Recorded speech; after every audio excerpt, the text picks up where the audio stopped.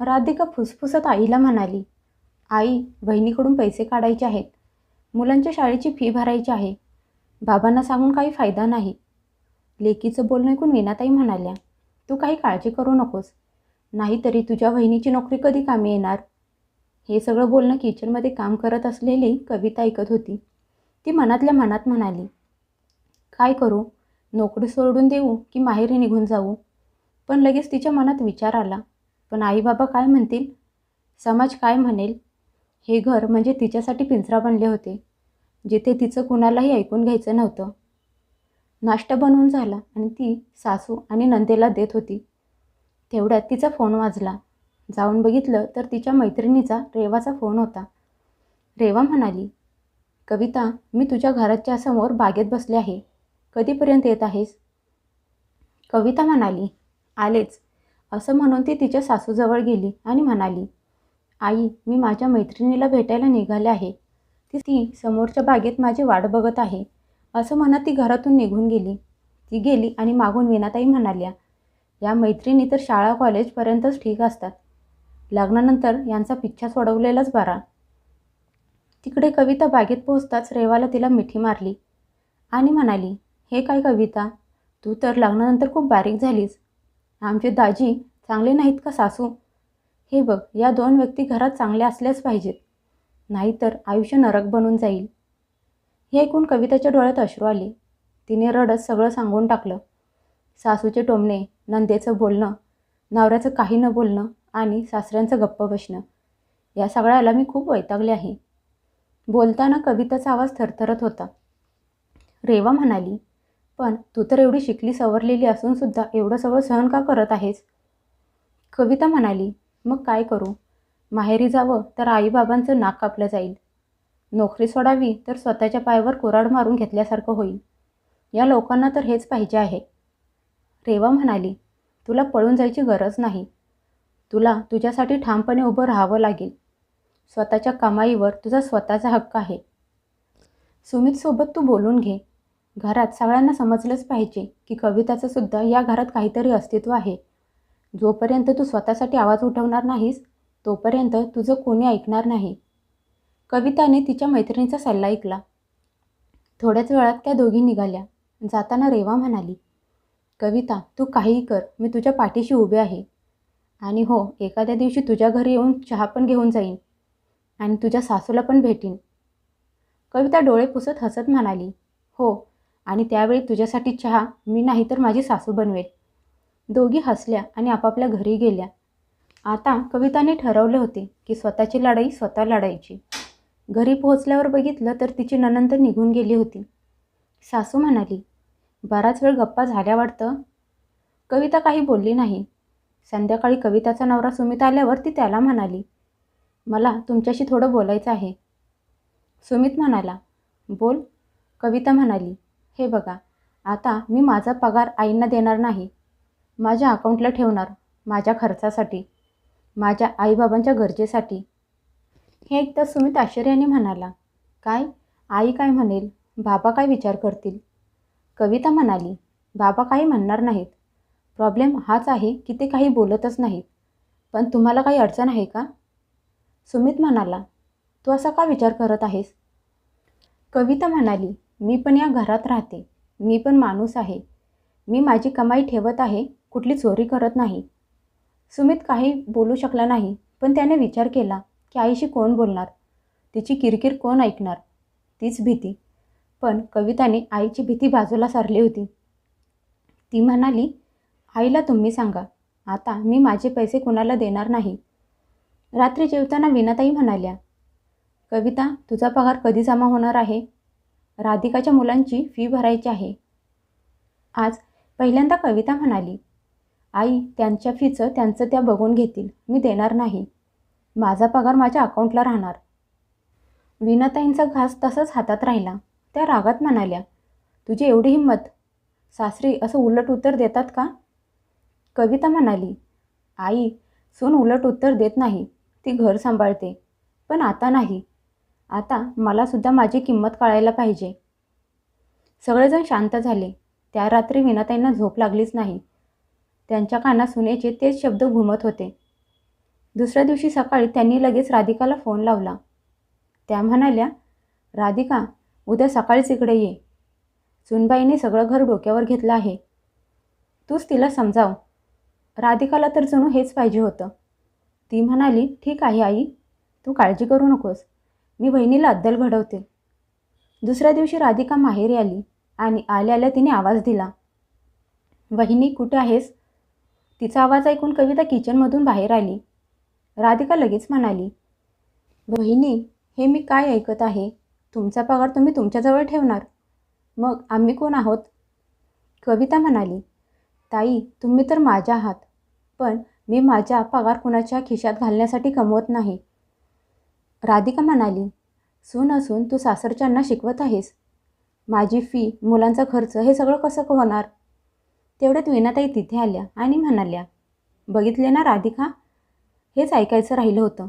आता ही आम्हाला ऑर्डर सोडणार.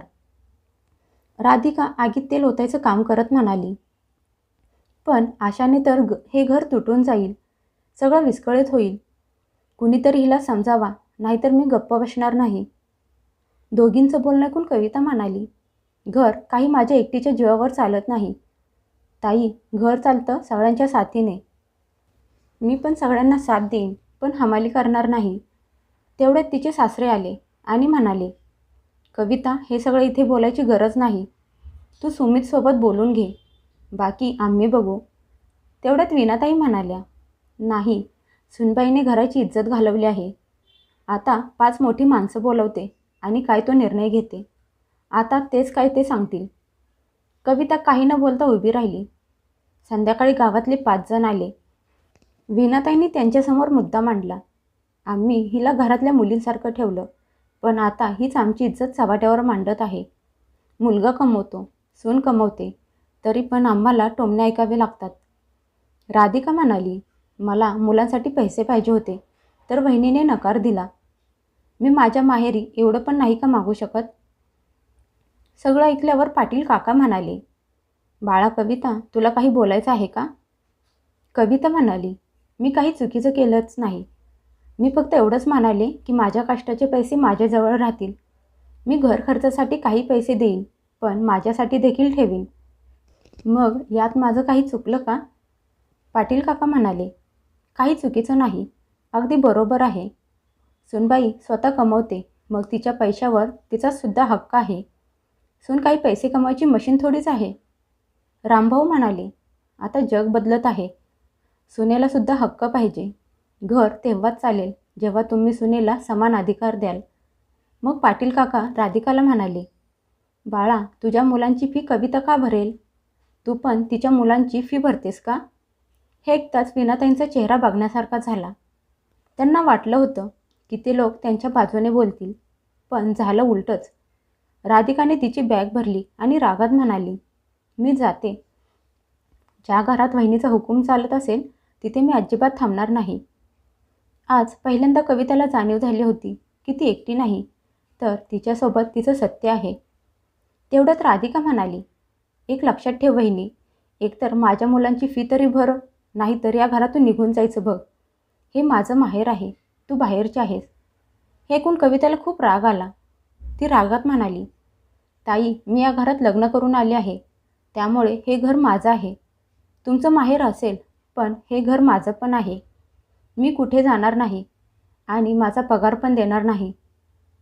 राधिका म्हणाली, जास्त बोलू नकोस, सगळ्या गावात तुझी बदनामी करेन. कविता म्हणाली, ठीक आहे, सगळ्यांना सांगा की या घरातली सून कशी आहे. हे पण सांगा की ती जॉब करते, पैसे कमावते, घर चालवते आणि त्या बदल्यात मला काय मिळतं. तेवढ्यात राधिका तिची बॅग घेऊन घरातून निघून गेली. त्या रात्री कविता सुमितला म्हणाली, हे बघा सुमित, अजून पण वेळ गेलेली नाही. माझं ऐका, नाहीतर हे घर तुटायला वेळ लागणार नाही. मला फक्त तुमची साथ पाहिजे. सुमित काही न बोलता फक्त तिच्याकडे बघत राहिला.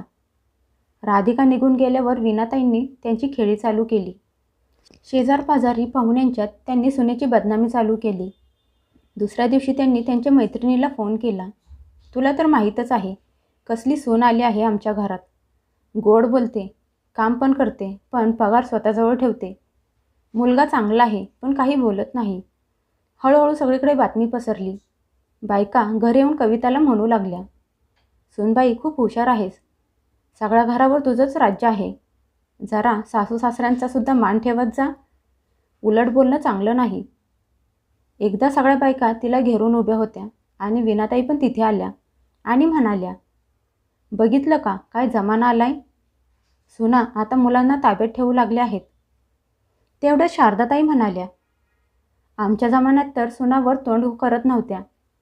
कविता त्यांना म्हणाली, काकू माफ करा, पण मी त्या घरची सून आहे, गुलाम नाही. मी बाहेर जॉब करते, घर सांभाळते. हे चुकीचं असेल तर सांगा. आणि हेही सांगा की असं कुठं लिहिलं आहे की बाई स्वतःची कमाई स्वतः वापरू शकत नाही. बायका काहीच बोलू शकल्या नाहीत. सगळ्यांच्या तोंडाला जणू कुलूप लागलं होतं. कविता म्हणाली, मी हे घर सोडून माहेरी गेले तर उद्या तुम्हीच म्हणणार की सून बिघडली आहे. पण जर मी माझा हक्क मागितला तरी पण मी बिघडलेलीच का. आता तुम्ही सांगा बरोबर काय ते. वीणाताई लगेच म्हणाल्या, आता तू आम्हाला शिकवणार का काय बरोबर आणि काय चुकीचं. कविता म्हणाली, मी शिकवत नाही. मला तर फक्त एवढंच म्हणायचं आहे की तुम्ही हे मान्य करा की सूनसुद्धा घरातली मुलगीच असते. कोणी काहीच बोललं नाही. त्यातल्याच काही बायका उलट कविताची बाजू घेत म्हणाल्या, सूनबाई तू बरोबर बोलत आहेस.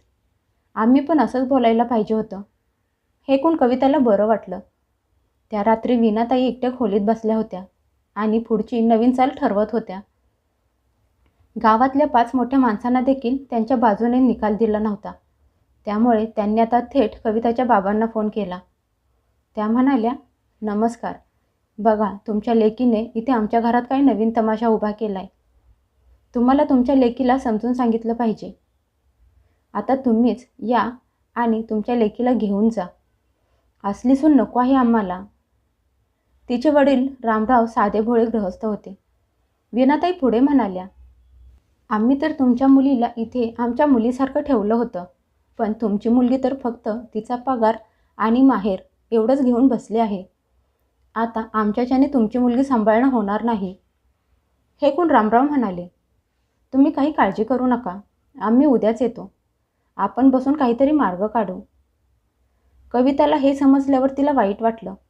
ती म्हणाली, बाबांना या सगळ्यात का मध्ये घेत आहात. दुसऱ्या दिवशी रामराव त्यांच्या बायकोला घेऊन वीणाताईंच्या घरी आले.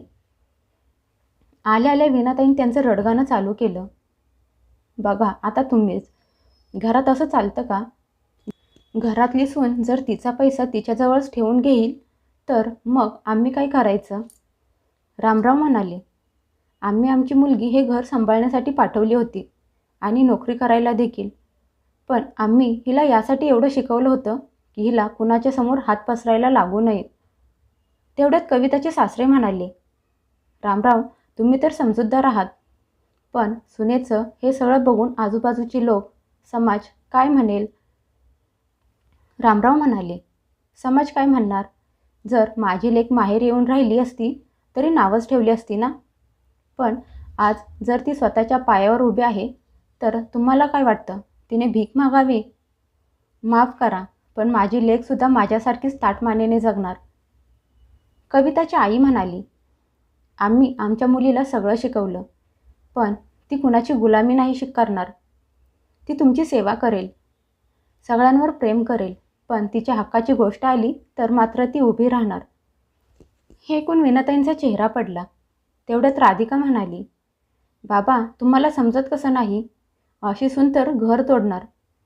रामराव तिला म्हणाले, बाळा घर सून तोडत नाही तर अहंकार आणि स्वार्थ घर तोडतो. माझ्या लेकीला बोलायच्या अगोदर जरा स्वतःच्या घरात पण बघ. हे ऐकून सगळेजण स्तब्ध झाले. कुणाकडे काहीच उत्तर नव्हते. रामराव जायला निघाले आणि जाताना कविताला म्हणाले, बाळा तू घाबरू नकोस. हे घर तुझंसुद्धा आहे. तू इज्जतीने राहा. कुणी हक्क हिसकावून घेत असेल तर आवाज उठव. आम्ही तुझ्यासोबत आहोत. पण माहेरी तेव्हाच यायचं जेव्हा तुझ्या मनाला वाटेल. नाईलाजाने यायचं नाही. हे ऐकून कविताचे डोळे भरून आले. पण यावेळी ते अश्रू तिच्या आईवडिलांच्या अभिमानाचे होते. कविताच्या आईवडील निघून गेल्यावर घरात पूर्णपणे शांतता पसरली. वीणाताईंना त्यांची हार पचवता येत नव्हती. त्यांनी ठरवलं होतं की कविताला शह द्यायचा असेल तर सुमितला गळाला लावलं पाहिजे. त्याच रात्री वीणाताई सुमितला त्यांच्या खोलीत बोलावत म्हणाल्या, मला तुझ्याशी बोलायचं आहे. वीणाताई डोळ्यात अश्रू आणून म्हणाल्या, बघ बाळा, आता हे काय चालू आहे? सुनेनं तर सगळ्या घराला डोक्यावर घेतलंय. माझी चार चौघात काय इज्जत राहिली? आता तूच काहीतरी कर आणि तिला समजावून सांग, नाहीतर हे घर पूर्ण विस्कळीत होईल, तुटून जाईल. सुमित आईच्या कष्टाचा, तिच्या त्यागाचा, तिने लहानाचा मोठा केल्याचा विचार करू लागला. पण त्याचवेळी त्याच्यासमोर कविताचा चेहरा आला. तिचा थकलेला चेहरा, कामावरून आल्यावर पुन्हा किचनमध्ये काम करत असलेली कविता. एवढं सगळं करून देखील सासू आणि नंदेची टोमणे सहन करणारी कविता. सुमित म्हणाला, आई, तुला खरंच वाटतं का हे घर वाचावं? वीणाताई म्हणाल्या, मग काय, मी माझ्या डोळ्यादेखत हे घर तुटताना बघू का? सुमित म्हणाला, आई, मग तू सुनेला तिचा अधिकार दे. ती काही चुकीचं बोलत नाही. तिला फक्त तिच्या पैशांवर हक्क पाहिजे. थोडा विचार कर, ती हे सगळं आपल्या घरासाठीच तर करत आहे. नोकरी करते, घर सांभाळते आणि एवढं सगळं करून देखील तू तिलाच वाईट समजत आहेस. वीणाताई रागात म्हणाल्या, म्हणजे आता तू सुद्धा तुझ्या आईला समजवणार मीच चुकीची आहे का? सुमित म्हणाला, आई, तू चुकीची आहेस. कविता माझी बायको आहे आणि तिचा माझ्यावर पूर्ण हक्क आहे. मी आता अजून तिच्यावर अन्याय होताना सहन करणार नाही. वीणाताई म्हणाल्या, याचा अर्थ तू तिच्या सांगण्यावर माझ्याशी भांडणार? सुमित रागात म्हणाला, हो, आवश्यकता पडल्यास मी तुझ्याशी देखील भांडणार, कारण तिचं काही चुकत नाही. वीणाताईंना वाटलं त्यांच्या पायाखालची जमीनच सरकली आहे. त्या म्हणाल्या, ठीक आहे, जाऊन बायकोच्या पदरात बस. आईची तर काही किंमतच नाही. सुमित प्रेमाने म्हणाला, आई, तू माझी आई आहेस. या घराची इज्जत, पण सुनेला सुद्धा इज्जत पाहिजे. हे घर आता दोघींच्या इज्जतीने चालणार. असं म्हणत तो त्याच्या खोलीत निघून गेला. कविता खोलीत बसली होती. ती म्हणाली, काय म्हटले आई? सुमित म्हणाला, काही नाही, पण इथून पुढे मी कायम तुझ्यासोबत आहे. आता जे होईल ते दोघं मिळून बघू. त्या रात्री पहिल्यांदा कविताला जाणीव झाली की कुणीतरी आहे जो तिच्यासोबत उभा आहे. दुसरीकडे वीणाताईंना कळत नव्हतं की जे घर इतकी वर्ष त्यांनी चालवलं होतं तेच घर आता त्यांच्या हातातून का निसटून चाललं आहे. दुसऱ्या दिवशी सकाळी नाश्ता करताना सुमित म्हणाला, आई बाबा, मला काही बोलायचं आहे. वीणाताई म्हणाल्या, घ्या, आता मुलगासुद्धा सुनेच्या बाजूने बोलणार. सुमित म्हणाला, आई, आजपासून या घराचा खर्च मी आणि कविता दोघं मिळून करणार. दोघांच्याही पगाराचा हिशोब समान असेल. जो खर्च होईल तो आम्ही दोघं समान करू. त्याचे वडील म्हणाले, हे तर चांगलं आहे, तुम्ही दोघंच कमावताय. वीणाताई म्हणाल्या, म्हणजे आता सुनबाई तिचे पैसे वेगळे ठेवणार आणि आम्ही काहीच बोलायचं नाही. कविता म्हणाली, आई, मी माझी कमाई माझ्या पद्धतीने वापरणार. तुम्हाला जेव्हा पाहिजे तेव्हा माझ्याकडून मागून घ्या. मी काही बोलणार नाही. सुमित म्हणाला, आम्हाला दोघांनासुद्धा या घरात वादविवाद नको आहेत. सगळा हिशोब क्लिअर राहील. ताईला पैसे पाहिजे असतील तर आमच्याकडे मागा, एकट्या कविताकडे मागायचे नाहीत. त्याच्या वडिलांना ही गोष्ट पटली, पण आईला पटली नाही. त्या म्हणाल्या, मला तर असं वाटतं माझी या घरात कुठे जागाच नाही. कविता पुढे होत त्यांचा हात पकडत म्हणाली, आई, तुम्ही या घरच्या आई आहात. तुमची या घरात फार इज्जत आहे. तुम्हाला इथून कुणी हटवू शकत नाही, पण सुनेलासुद्धा तीच इज्जत पाहिजे. वीणाताई काही न बोलता गप्पुमान त्यांच्या खोलीत निघून गेल्या. थोड्या वेळाने कविता त्यांच्या खोलीत आली आणि म्हणाली, आई, मी तुमचं घर तोडत नाही. मला तर आपलं घर छान ठेवायचं आहे. तुम्हाला जेव्हा माझी गरज पडेल तेव्हा मी इथेच आहे, तुमच्याजवळ. हे ऐकून वीणाताईंच्या डोळ्यात अश्रू आले. आता कुठली तक्रार नव्हती, कुठले पंच नव्हते. आता घराला घरपण आले होते. आता घरात थोडा बदल झाला होता. वीणाताई आता दिवसभर गप्पा असायच्या. त्यांची मुलगी राधिकासुद्धा तिच्या सासरीच असायची. आता तिचं माहेर येणं जाणं कमी झालं होतं.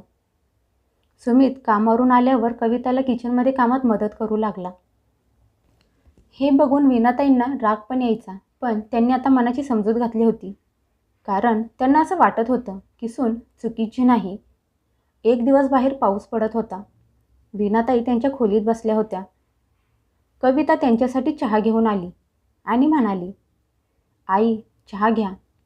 वीणाताई चहाच्या कपाकडे बघत म्हणाल्या, तू का आणलास चहा? तुला तर माझी काळजीच नाही. कविता म्हणाली, आई, काळजी आहे म्हणून तर आणला आहे. तुमच्याकडून हक्क घेतलाय, प्रेम थोडीच हिरावून घेतलंय. हे ऐकून वीणाताईंचे डोळे भरून आले. त्यांनी चहाचा कप घेतला आणि कविताकडे बघत विचार करू लागल्या. ही तीच आहे जिला मी परकी समजत होते, पण खरं तर हिनेच मला परक होण्यापासून वाचवलं आहे. त्यांनी चहाचा घोट घेतला. तसा त्यांना आल्याचा स्वाद आला, ज्याने त्यांना खूप बरं वाटलं. त्या म्हणाल्या, छान आहे चहा. त्यावर कविता लगेच म्हणाली, रोज बनवून देईन आई, पण फक्त टोमणे मारू नका प्लीज. हे ऐकून वीणाताईंनी भरल्या डोळ्यांनी कविताच्या डोक्यावर प्रेमाने हात ठेवला आणि म्हणाल्या, मला माफ कर सुनबाई, माझ्याकडून चूक झाली. कविताने त्यांचा हात हातात घेतला आणि म्हणाली, माफी कसली मागताय आई? तुम्ही आई आहात आणि आई कधीच मुलांची माफी मागत नाही. तुमच्याकडून तर आम्हाला फक्त आशीर्वाद पाहिजेत. पावसाचा तो दिवस घरात एक वेगळंच वातावरण बनवून गेला. त्या दिवशी पहिल्यांदाच एका चहामुळे त्या घरात सासूसुनेमध्ये मायलेकीचं नातं निर्माण झालं. तिकडे राधिकाला देखील जाणीव झाली की माहेर हे काही कायमचं घर नाही, तर सासर हेच मुलीचं कायमचं घर असतं. दुसऱ्या दिवशी सकाळी दारावरची बेल वाजली. कविताने दार उघडलं तर दारात राधिका सुटकेस घेऊन उभी होती. काही काळाच्या आत राधिकाने तिला मिठी मारली आणि रडत म्हणाली, बहिणी, मला माफ कर, मला घरात येऊ दे. कविता म्हणाली, तुम्हाला वेड लागले का? हे घर पण तुमचंच आहे. सगळं विसरून घरात या. घरात आल्यावर राधिका आईच्या खोलीत गेली आणि म्हणाली, आई, मला माफ कर. वहिनी चुकीची नव्हती, मीच चुकीचे होते. वीणाताई तिला म्हणाल्या, बस कर बाळा, आता सगळं ठीक होईल. संध्याकाळी त्यांनी सुनेला आणि लेकीला एकत्र चहा पिताना बघितलं आणि त्यांचं मन भरून आलं. तेवढ्यात त्यांचा नवरा तिथे आला आणि म्हणाला, बघितलं का, सुनबाईने घर तुटू दिलं नाही तर जोडलं आहे. राधिकाला सुद्धा अद्दल घडली आहे, नाहीतर ती तिच्या वहिनीसोबत अशी चहा पीत बसली नसती का? वीणाताई म्हणाल्या, अगदी बरोबर बोलत आहात तुम्ही. नाहीतर मी तर हे घर तोडायला निघाले होते. पण तिनेच मला आरसा दाखवला आणि आपलं घर उद्ध्वस्त होण्यापासून वाचवलं आहे.